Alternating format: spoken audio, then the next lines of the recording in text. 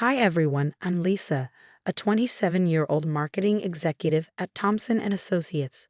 2 years ago, my life took an unexpected turn when I met James Miller at a corporate event. He was charming, successful, and seemed like the perfect match. Our relationship moved quickly. Coffee dates turned into dinner dates, and before I knew it, we were spending every weekend together. "You're different from anyone I've ever met," James would say, holding my hand across the table. His words made my heart flutter. Little did I know what I was really getting into. Everything was perfect until I met his mother, Eleanor Miller. She arrived unannounced at one of our dinner dates, dressed in designer clothes and wearing a smile that didn't quite reach her eyes. "Oh, so this is the girl you've been seeing." "I pictured someone different," she said, her words dripping with barely concealed judgment. My best friend Teresa noticed it right away. "Girl, did you see how she looked at you when you mentioned your promotion? Like you just said you worked at a fast food joint," she said later. "Maybe she's just protective," I defend, though Teresa always shook her head. "No, honey, that woman is marking her territory." James's sister, Sarah, was a different story. She pulled me aside at family gatherings, squeezing my arm reassuringly. "Don't let mom get to you. She does this to everyone." But the red flags were hard to ignore. Eleanor would forget to set a place for me at family dinners or conveniently exclude me from family photos. When I brought it up to James, he'd shrug. "Baby, that's just how mom is. She'll warm up to you eventually." Things escalated when James proposed. Eleanor immediately took over the engagement party planning. "No, no, dear," she said, brushing off my suggestions. "You couldn't possibly understand our family traditions. I'll handle everything." "But I thought we could plan it together," I ventured. "Oh, sweetie, you're so busy with your little job." "Let me take care of it," she replied with that condescending smile. James, standing awkwardly nearby, avoided eye contact. "Mom knows best," he muttered. Even Sarah tried to warn me. She did this with James' ex too, started small, then got worse. Teresa, as usual, didn't hold back. "Are you seriously letting her run your engagement party?" "Girl, this is just the beginning." I watched helplessly as Eleanor took over every detail: the venue, the guest list, the menu. She even tried to choose my dress. "The blue one makes you look more appropriate," she said, her tone saccharine but her eyes cold. Now, with the engagement party a week away, I'm watching Eleanor transform what should be our celebration into her show. James insists I'm overreacting, but Teresa and Sarah see it too. Something tells me this party is going to be unforgettable, just not in the way I'd hoped. "Just remember, Teresa told me yesterday you're marrying James, not his mother." But lately, I wonder if that's really true, because it feels like I'm signing up for both, and Eleanor Miller is making it very clear who's in charge. The engagement party was a spectacle straight out of Eleanor's playbook. Crystal chandeliers, extravagant floral arrangements, and her high society friends filling every corner of her mansion. I felt out of place the moment I walked in, especially when I saw she'd rearranged the seating chart to put me at a corner table, far from James. "Darling, you understand, don't you?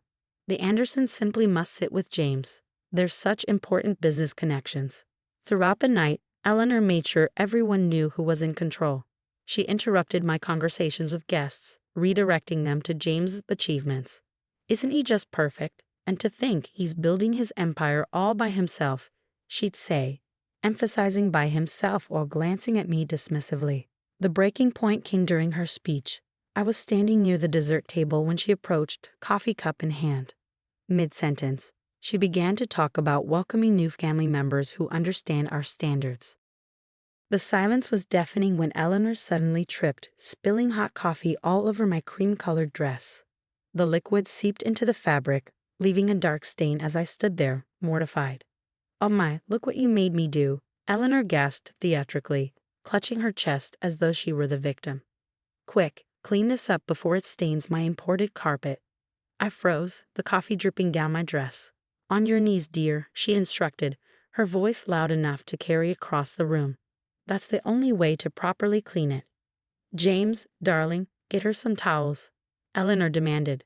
James stepped forward hesitantly, his face pale. "Mom, maybe we should." "James, my carpet. Do you know how much it costs? Lisa needs to clean up her mess."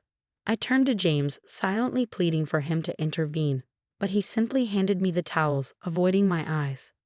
It's easier if we just do what she says, he whispered.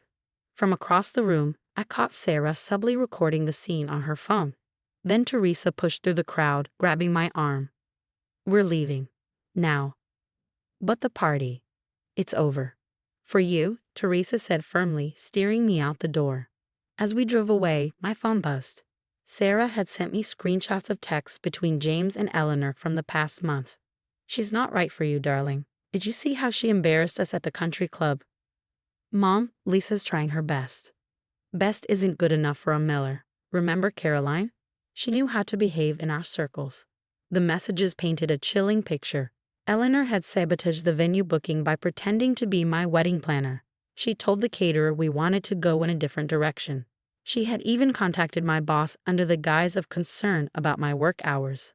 Another text from Sarah came in. I found something else. Mom's been meeting with Caroline. She's trying to get her back with James. Teresa tightened her grip on the steering wheel. You need to see this for what it is.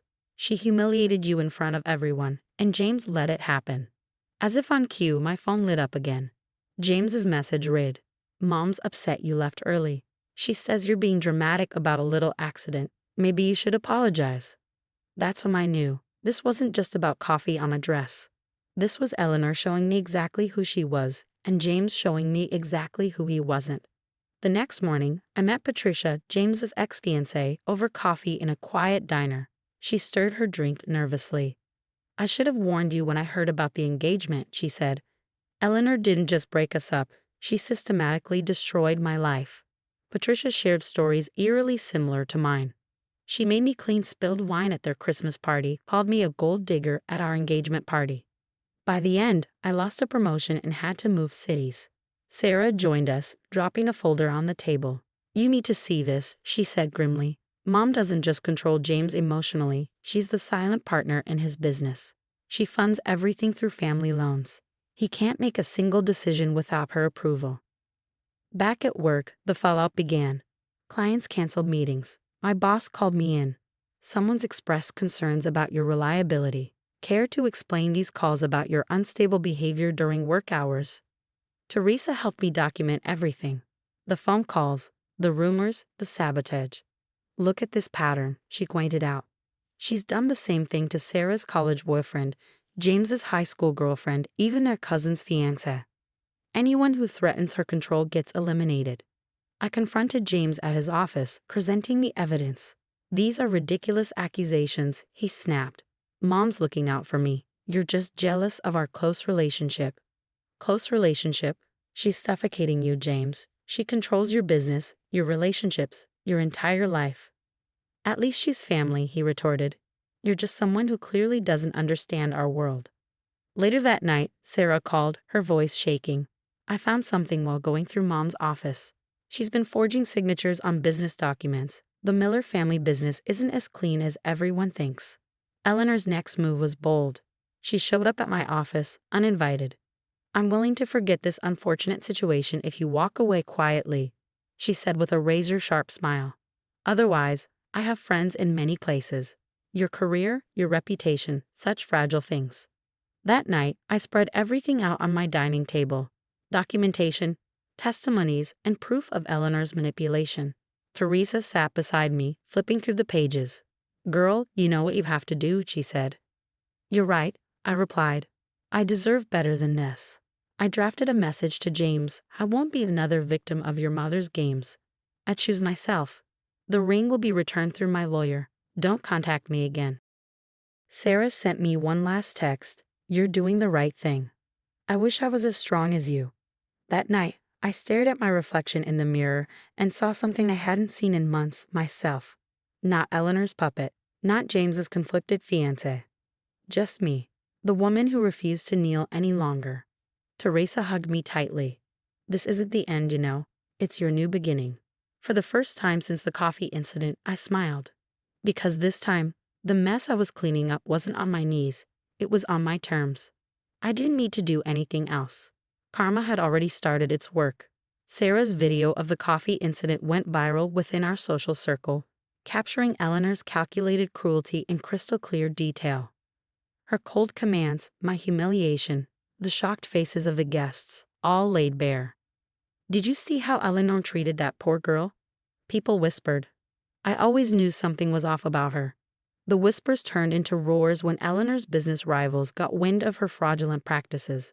Mr. Richardson, a longtime competitor, reached out to me during a chance meeting. You weren't the first person she tried to destroy, he said with a grim smile, but you'll definitely be the last.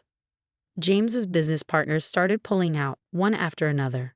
Teresa, with her connections in finance, kept me updated. They're discovering years of Eleanor's interference in deals, she reported. Your mother's signature is on documents she had no authority to sign, one partner said. This isn't just unethical, it's illegal. Then came my own sweet victory. Remember my little job Eleanor loved to dismiss. Well, guess who just got headhunted by Miller Enterprises' biggest competitor? We've been watching your work, my new CEO told me during the interview, and we value people who stand up for themselves. One afternoon, Sarah called me, laughing through tears. Mom just got uninvited from the charity board she's chaired for 15 years. They said her recent behavior doesn't align with their values. From a safe distance, I watched Eleanor's carefully constructed world crumble. The country club suddenly had no tables available when she called. Her bridge group disbanded. Even her gardening circle found a new leader. James, of course, tried to reach out. He showed up at my new office one afternoon, looking disheveled and remorseful. I was wrong, he said, his voice shaking. I see it all now, what she did to you, to us. Please, can we try again? I looked him in the eye, calm and resolute. The coffee stains came out of my dress, I told him. But the memory of you standing there, doing nothing, that's permanent. Sarah finally moved out of the family mansion. We meet for coffee every week now. Real coffee, with no hidden agendas or power plays. You gave me the courage to break free, she told me last week. I'm starting my own business, away from family money. Yesterday, I saw Eleanor at a restaurant. She was sitting alone, her designer outfit still impeccable, but her table conspicuously empty. Our eyes met briefly. I smiled, not out of cruelty, but because I felt nothing. No anger. No fear. No need for revenge. Sometimes, the best revenge isn't about getting even. It's about getting better. Eleanor wanted me on my knees, but I rose higher than she ever imagined. And the view from up here, absolutely perfect.